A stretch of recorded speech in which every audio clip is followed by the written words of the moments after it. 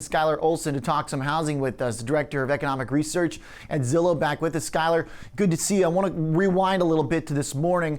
We had a little bit of a softer existing home sales, but all the excitement's been about the new homes being built, right?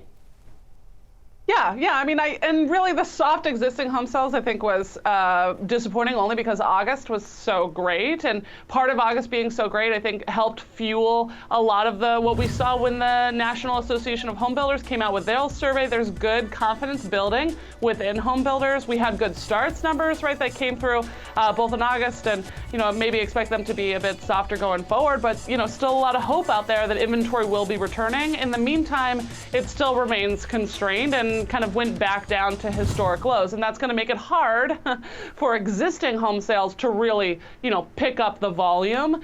So I think a lot of hope is, on future home buildings in terms of bringing sales by volume back to the housing market.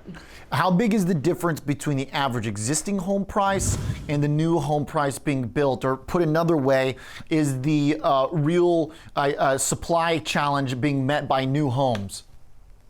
Yeah, so we tend to build at the higher end of that price spectrum, right? To be real technical about it, we build it around the 80th percentile. So it does come in. It's not your starter home, traditionally. But a lot of builders have kind of taken on the idea that, what's moving really quickly, where a lot of the home value appreciation is the strongest, is on that entry level price point. And a lot of that has to do with, a lot of structural demand. We got a lot of young households that are looking to be homeowners. They want to be, they just cannot afford a housing environment when house prices really outpaced those incomes. And so people have taken on the challenge. How can we deliver a more affordable product more often? A lot of that challenge is, also how do you navigate regulatory spaces? How do you navigate high land costs, right? So there are a lot of challenges to delivering in that way. But some builders have kind of received that call to action, and it'll be interesting to see whether or not they can.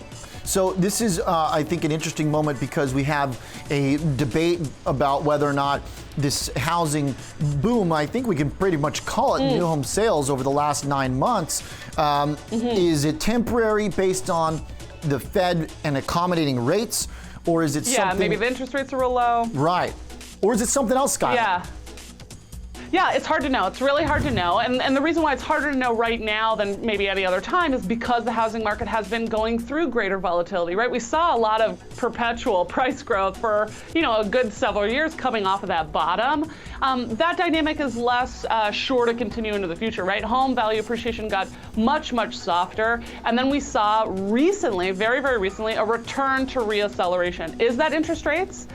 Is that, just a kind of a return to a lot of pressure just because of this large structural demographic wave? Is it a return to confidence because, the R word was a bit of maybe a flash in the pan? Is it really going to happen? It seems to be the confidence in terms of this being a sustained, continued recovery is building again. So is that what's returning buyers to the market? This is the moment where it's actually pretty hard to answer that question.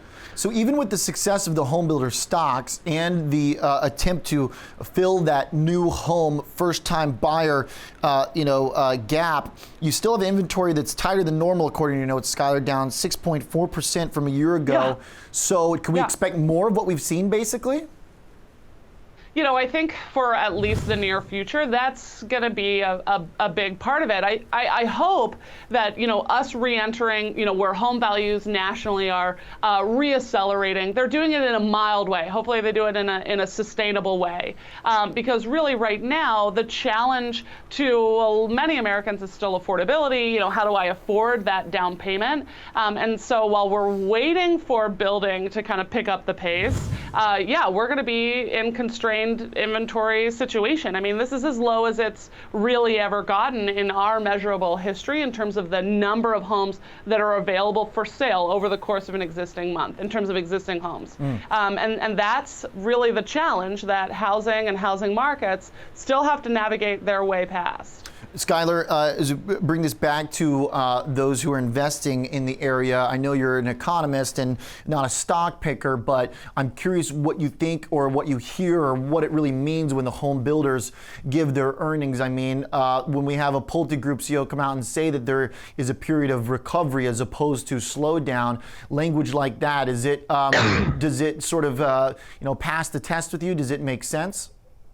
Yeah, I don't mind kind of this idea of it's not a dramatic slowdown. We're already starting to see the markets where we good and truly did see prices falling. So those expensive coastal markets, we saw prices come down, most certainly did, in terms of what's happening to home values. That was more than just a mild slowdown, right? That was prices falling. They're already starting to take the foot off the brake and kind of returning to flatlining or even positive home value growth.